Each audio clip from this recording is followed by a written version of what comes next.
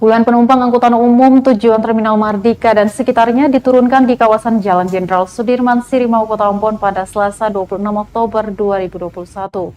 Penumpang dari kawasan luar pusat Kota Ambon ini terpaksa harus turun dan menunggu angkutan trayek lain atau ojek agar bisa tiba di lokasi tujuannya. Pasalnya, sopir angkut trayek Laha, Hunut, Hatibe Besar, dan Paso tengah berunjuk rasa di kawasan tersebut.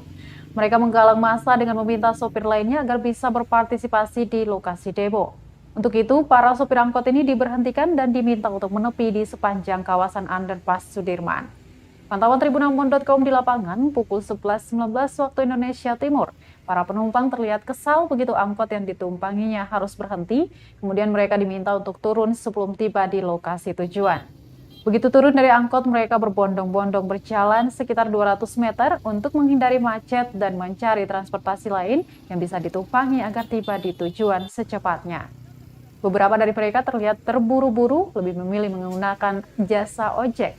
Sementara lainnya memilih untuk menunggu angkot trayek lainnya, misalnya Tantui. Sejumlah supir angkot pun mengaku tak tahu alasan mereka diberhentikan.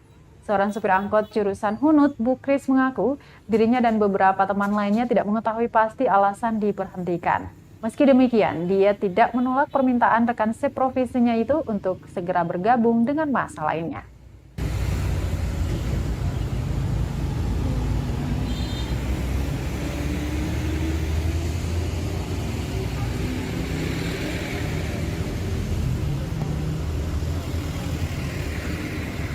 Terima kasih sudah nonton. Jangan lupa like, subscribe, dan share ya.